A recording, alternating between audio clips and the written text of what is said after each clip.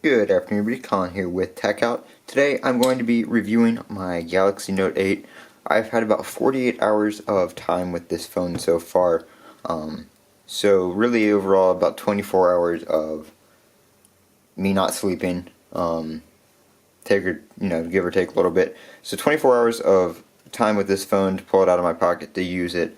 2 full days, about 6 a.m. to about 9 p.m. I've been using this phone.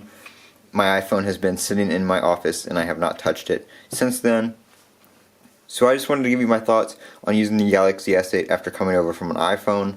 And I know this isn't the first time I've done this. I did this with the Galaxy S8, the OnePlus 5, and now the Note 8. So this is also going to be a reason why I'm not buying the iPhone X. This phone right here was $950. I paid for it outright. I don't do prepaid. I don't do device financing, anything like that. I buy my phones. I use my phones for about a year. New phone comes out, I sell it, and I pay the difference. So really doesn't cost me too much extra in the long run. So right here, like I said, Note 8, iPhone 8. I have both of the newest phones right now since the iPhone X hasn't come out yet. But this is why I spent the $950 on this phone rather than the iPhone X.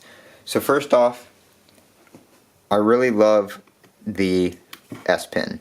Now this is my first Note device, so previous Note owners are going to tell you that this is outdated, blah blah blah, this needs an update, it's useless, stuff like that. It's my first Note. It's my first phone with a pen or a stylus or whatever you want to call it. I don't consider it a stylus because it is a multi-purpose pen. It doesn't just interact with screen touches like your finger would, so it's not a stylus to me. And one thing I like about the Note and the Pencil rather than the Apple Pencil, now I know you can't really compare this to the Apple Pencil because the iPhone doesn't support the Apple Pencil, but the fact that it hides away in the phone and you can just pull it out when you're ready to use it is really awesome. You don't have to worry about carrying it around or it being like an extra accessory. It's always there. So that's one thing I like about that. So whether it's useless or not, it's always there if you want to use it. If you don't want the S Pen, in my opinion, get a Galaxy S8 or a Galaxy S8 Plus because it's basically the same phone.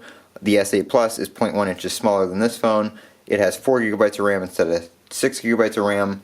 So if you're not the power user like you're, like somebody who would be using the pen or using the features of the Note, you're probably not going to mind the RAM difference. So not too much of a issue there. Save yourself a little bit of money, get the S8 Plus. Other than that though, love the phone, love the always on display.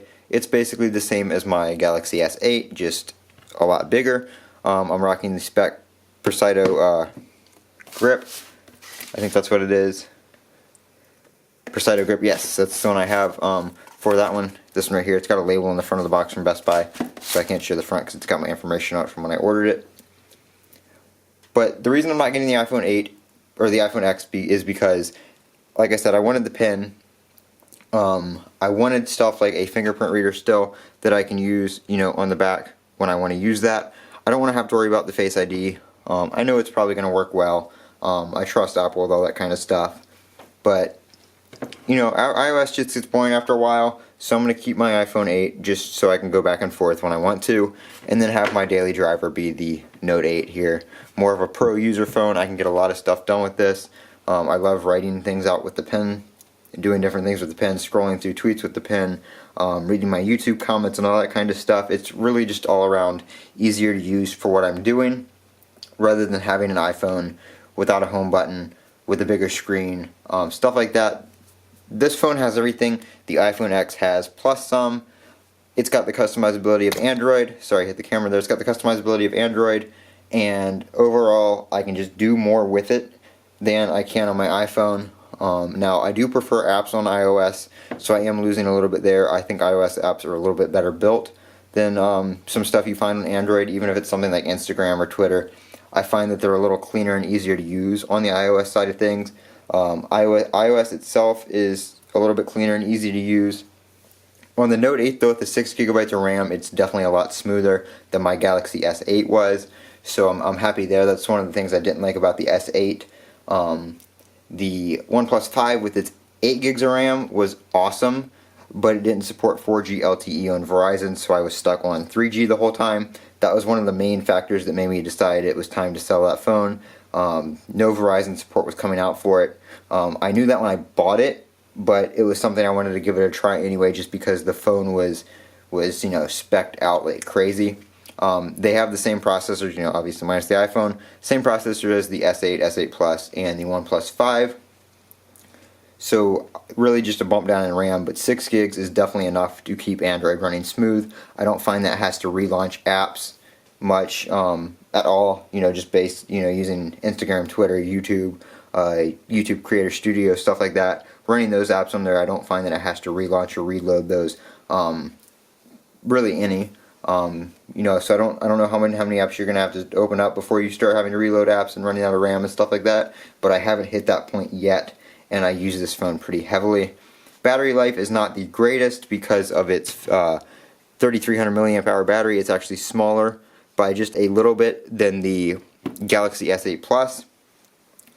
But I do find it lasting about 4 to 5 hours. Now with my OnePlus 5, the battery life on that phone was amazing. With Oxygen OS, you could be pushing 6 to 7 hours of screen on time and still have some battery left over at the end of the day. So that phone on the battery life was just outstanding. This will wireless charge, it will fast charge. The OnePlus 5 had dash charging, so it would not fast charge with the fast charger. You actually had to have the OnePlus branded fast charger, or the dash charger, for it to work, which kind of sucked because you needed the wall plug and the cable.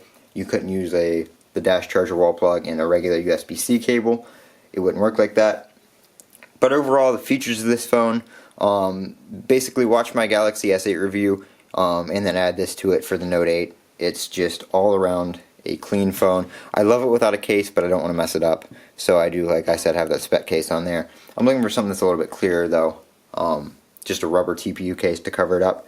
But this has been my my Note 8 review, which is kind of why the reason I'm not getting the OnePlus X. I might make a separate video on that later. I'm not too sure. I got to think of a few more things to say than just this phone's better, because that's not going to work for something like that. But I have my reasons for changing my mind against the iPhone X.